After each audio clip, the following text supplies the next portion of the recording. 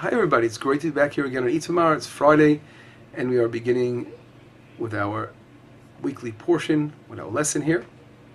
And this week we are going to complete the book of Bamidbar. And it's something that I want to really focus on. Why does the book of Bamidbar end with this particular incident, which I'm going to quickly relate, and then I want to focus on what is the deep meaning of this. Well, first of all, I mean, it's something that on an external glance it would seem a little bit inappropriate to end the portion of the book of Bamidbar in this fashion. Of course, we know, a quick reflection through the book of Bamidbar, the Jewish people were traveling through the desert for 40 years, and different crises came about, and different things happened. And of course, we were on the way. We were in a march towards the land of Israel, which would have happened much earlier if it wasn't for the sin of the spies, which caused a delay for many, many years in the desert. And this week's portion goes through an accounting of all the different places we traveled and reminds us of where we've been. And finally, we are about to enter the land, and that's what this book is all about in a nutshell. And how does it end? It ends with an interesting story that the heads of the tribes of Menashe come along to Moshe Rabbeinu, and they say, well, you know, here we are, everyone's getting their tribal inheritance, and the daughters of Tzlofchad received a portion of land that was supposed to be given to the father. The father passed away, they received the land. And they asked the question, what would happen if they pass away, you know, eventually when it's time to pass away, and the land is inherited to their husbands, and it's going to be, if they marry outside the tribe, the land's going to just disappear from the tribe of Menashe, because if they marry out of the tribe, it will go to someone else. And Moshe Rabbeinu then says, you know, some of these guys are speaking the right thing here, and he makes a decision, of course everything is godly in prophecy, that they will marry within the tribe in order to maintain the tribal land within the tribe of Menashe. And here again, this is how the Torah ends, and right after that, it mentions that these are the laws and statutes that were given to the Jewish people. You know, Moshe Rabbeinu passed over the Jewish people by the Alvot Moab and the plains of Moab, by the Jordan next to Jericho. And this is how the book of Bamidbar ends. So my question again is, it seems to end on like a very personal note here.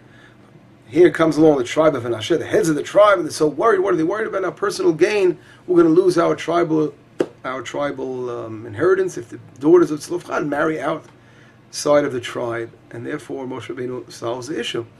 It just seems a little bit, I would say, not so important to end the Torah in this way, the book of the Torah this way. It seems something like, it's like a technical question, a very, very small issue. Why did God choose to end the whole book of Bamidbar in this way? There must be a very, very deep message behind it. And of course, the Torah is so deep and so amazing, and I'm sure there are many, many deep reasons for this.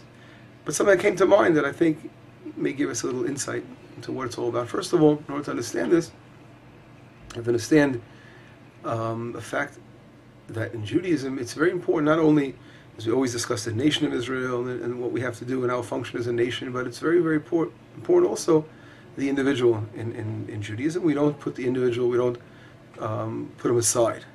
Although he's pushed aside in certain situations for the sake of their nation, for the sake of the entire nation of Israel.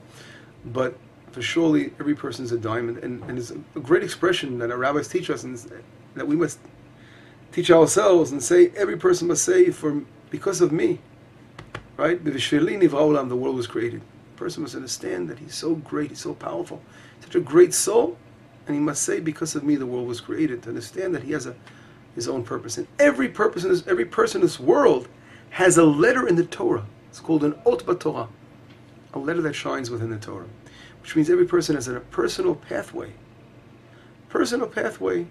in this world of spirituality, of worshiping Hashem. Of course, he has to follow the rules of worshiping Hashem that we have, but of course, a person has a lot of legroom for individuality, and to work his way through the ascent of spirituality in his own personal way. Of course, as long as again he's abiding by the Jewish law. And this is the beauty of every person having a letter in the Torah. And not only that every person has a letter in the Torah, but of course, every tribe definitely has a letter in the Torah. If an individual has a letter in the Torah, of course it's tribal. Every tribe has a letter in the Torah as well. And which means that they have a purpose. And therefore, the entire book of Bamidbar, we see how important it was for the Jewish people to divide the tribes into different flags, and the way they traveled in the desert in a certain uniform fashion, and there were different camps, and the way they camped the different tribes in different areas. It was so important to maintain, on one hand, the nation moving together, but also, on the other hand, maintaining individuality, maintaining the light of every tribe and every individual. It's very, very important. We see that throughout the desert. And this is, of course, the whole part of the whole divine process in this world, that everyone to realize that for me, the world was created. I can do so much. And of course, my tribe can do so much. And that we just can't push a tribe aside. And therefore, this helps us understand why the Torah does choose this kind of ending, to show that all the order in the desert that we had here, it wasn't for naught. God obviously was teaching us a tremendous lesson. Do not nullify a tribe. You must maintain the beauty of every tribe and the beauty of every person. And therefore here it's amazing. We see both come together at the end of the portion. Not only that we talk about the tribe of Menashe and maintaining the tribal portion of Menashe, but Tzlofchad, how important it is for this one individual, Tzlofchad, right? A Beit Avi was an important individual, for his daughters to maintain his name. It shows the individuality and the importance of that as well.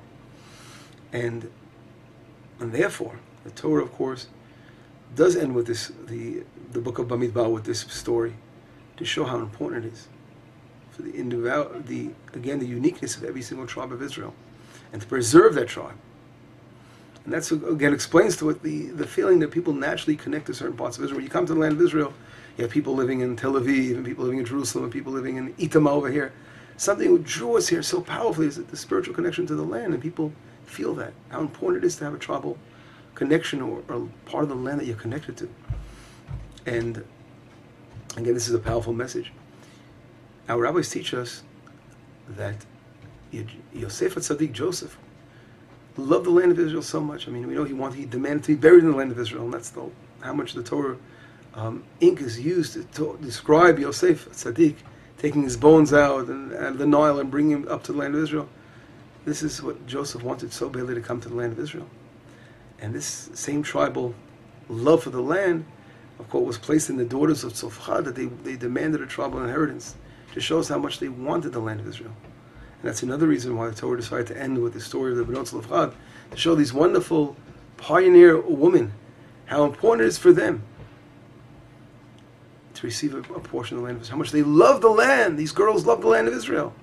And God decided to end the portion. People talk about in the world about people that are chauvinistic, or certain times, especially religions, can be very, very outspoken against women. Women in Judaism is the opposite. In Judaism, there's such a focus on the place for women in this world, and how important it is. Again, no less important than men. The women are always spoke about with very, very great honor. And here again, the Torah decided to end the Torah, to end the Bamidbar, the book of Bamidbar, with the story again of the daughters of Tzlofchad, to show what kind of women of valor they were, and how important it is again to love the land of Israel and to want to have inheritance in the land of Israel. And they had merited to end the whole book of the Torah in their name over here, which is amazing. It's also a great tribute to the ladies here in this week's portion as well. And I'd like to end with another word. The last word of the book of Bamidbar ends with the word Jericho. Jericho is definitely one of those words that ring something in our ears, and they ring a bell. The bell of capturing the land of Israel, entering the land of Israel, returning to the land of Israel. And right now, and we know right now the Jewish people standing by the Jordan River, about to enter the land, and Moshe Rabbeinu passes away, and then Joshua comes along, and they enter the land in the book of Joshua. And the whole book, of course, of Devarim, which we're going to learn about next week, is a review of the entire Torah. But really, this is where the situation ends. The generation of the desert now is going to be over, and new generations are going to come along and enter the land of Israel. And Jericho, don't forget, represents, in Hebrew it means to smell, Yericho. Reach means a smell, because you can actually now smell the holy land of Israel. And again, it's also mentioned in the Mishnah, in the Masechet tractate called Tamid, that there were different things that could be heard all the way to Jericho. And not only things that could be heard all the way to Jericho from the temple, one of them was the actual smell of the incense that from the temple could be all the way 40 kilometers away to Jericho, the smell would reach there, the incense. And that again showed always the connection to Jericho as a symbol of entering the land and the love of the land. And right now, the Jewish people, again, are waiting here by the Jordan River. They're about to enter the land of Israel. And this is how the book of Bamidbar ends, to show us that the whole purpose of going through these long traveling experiences, the 42 stopover places that the Jewish people did in the desert, was only to make their way to Jericho, to the land of Israel, and build, of course, the kingdom of God in the land of Israel. This is what it's all about. And therefore, again, the Torah ends with the word Jericho. Well, it's been great to be back with you all. Let's have a wonderful Shabbat, and of course, as we approach the difficult period of mourning over the temple, we remember our temple, we remember our land, and God willing, we will all be redeemed soon. Have a great Shabbat. Miss you all. Shabbat Shalom.